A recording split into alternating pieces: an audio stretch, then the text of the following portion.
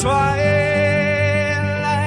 lies gleaming, whose broad stripes and bright stars through the perilous fights.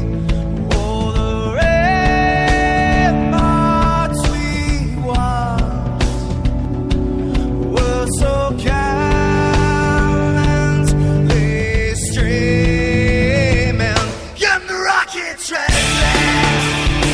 the bombs bursting in air, gave proof through the night that our flag was still there. Oh, say does that star-spangled banner yet wave o'er the land under the frame, and the home of the brave.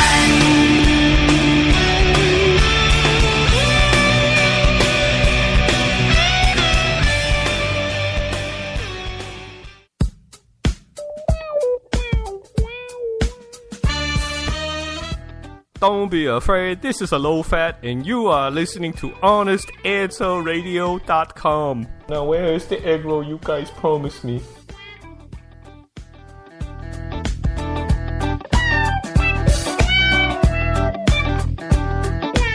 The views and opinions expressed on the Honest Answer Radio show are the opinions of Honest Answer Media and no one else. If you're hearing a syndicated broadcast of this show, don't hold it against the broadcaster. Rather, congratulate them on their openness, tolerance, and respect for the First Amendment to the Constitution of the United States of America. Thank you very much.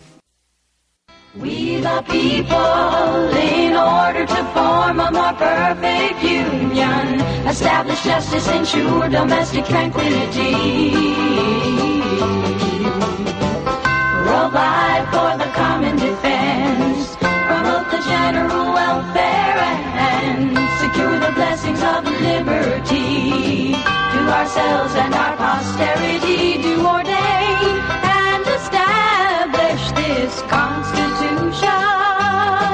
for the United States of America, for the United States of America.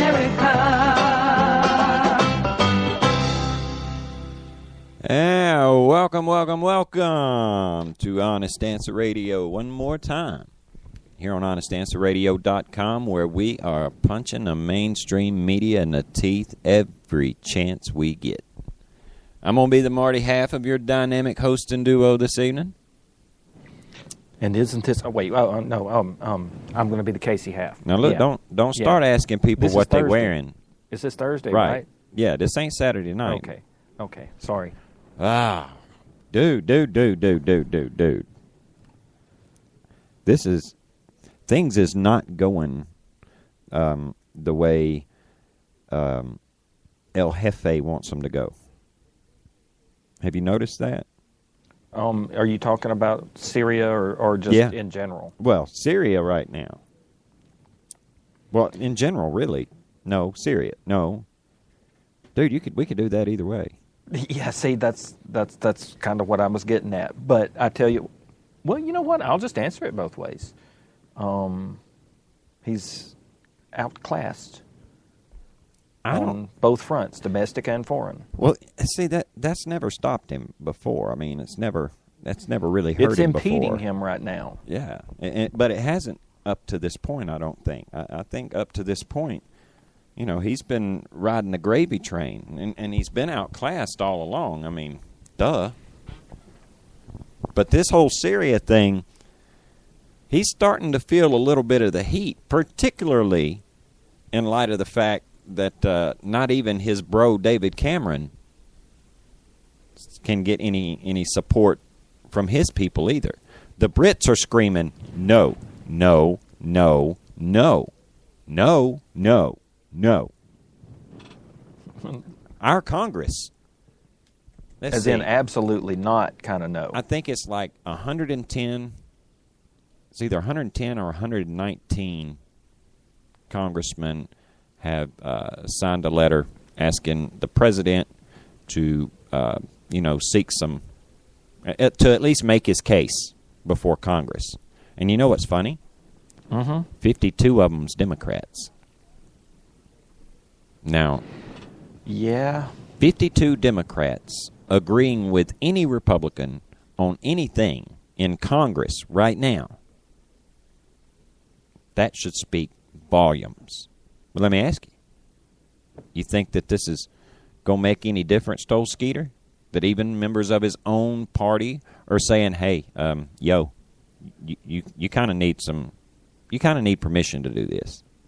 No, you know what? But he doesn't. I mean, technically the case can be made that he doesn't need permission, but it sure would be a sign of respect to the American people, don't you think? Well, look, he's agreed to meet with select members of Congress, some heads of committees and things. Mm-hmm.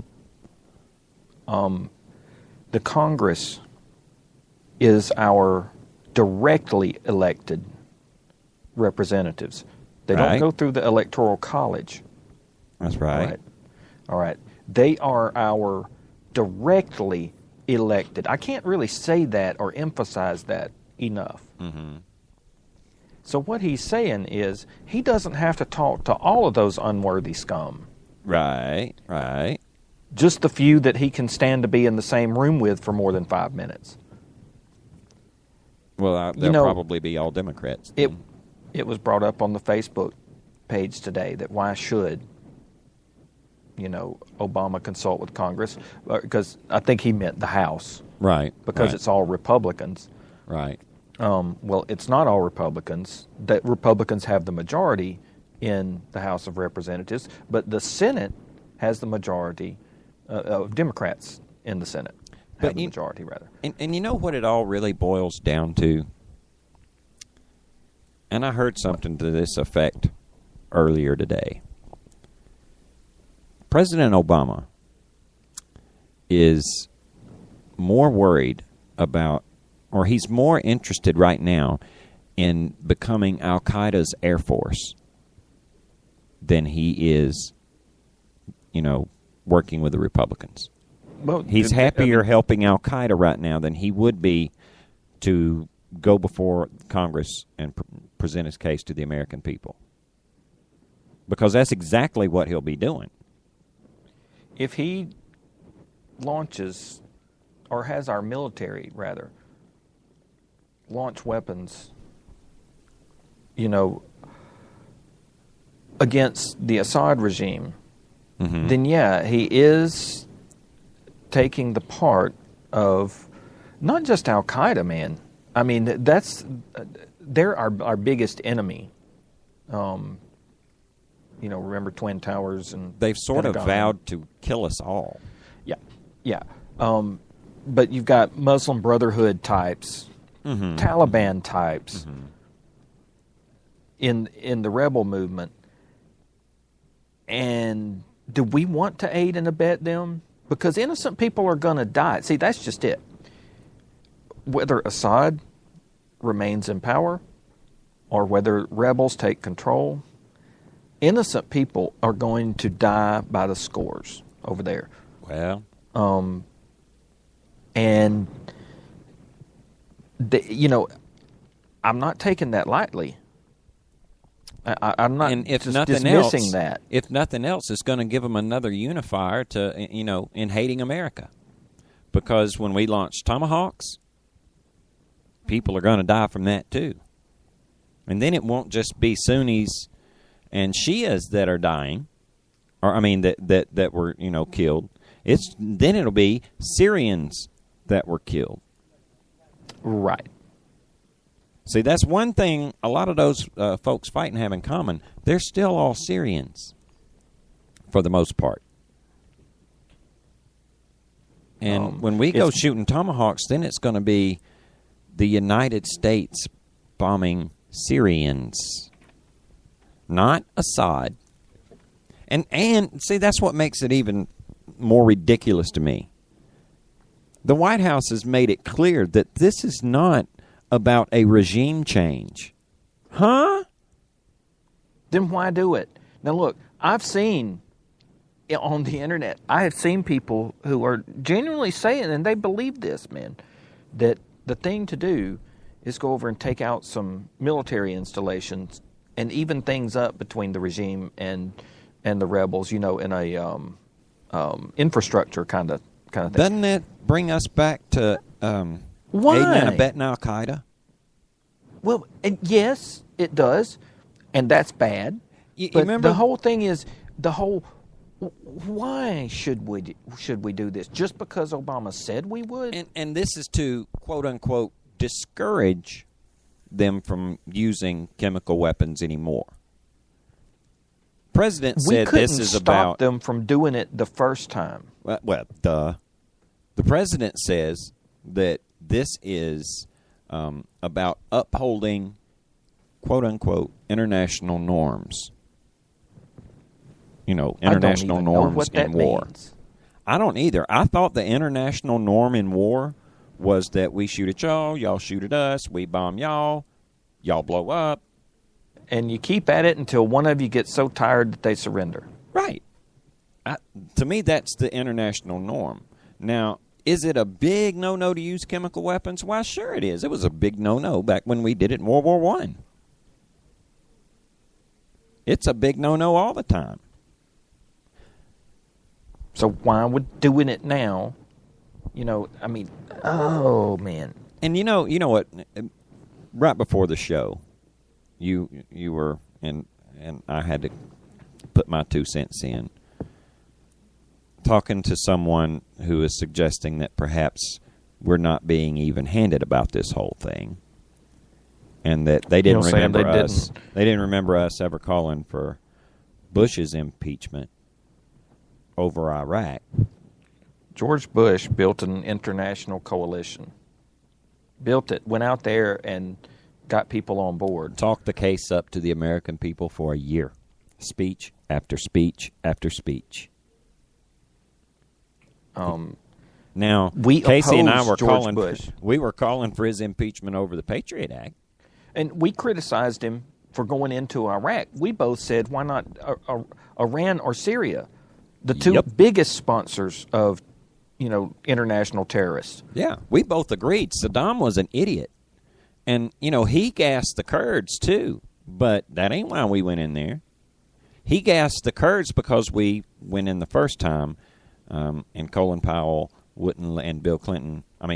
Colin Powell, and George the First. Yeah, George the First wouldn't let us finish the job. The Kurds got gassed for using the United States. So if we fire this shot across their bow, as they keep calling it, you really think either side is going to go, oh, okay, well, they launched some cruise missiles at us, so we'll just quit now. We won't use chemical weapons anymore. Really? And what are we basing this on, Casey? A phone call. Yeah. A phone call that more or less went along the lines of, what are you doing? What do you mean, what am I doing? Yeah, what are you doing? What are you doing? You did it. No, I didn't do it. Yeah. See, that's it. It's a whole bunch of, like, I didn't launch the missiles. I thought you launched the missiles,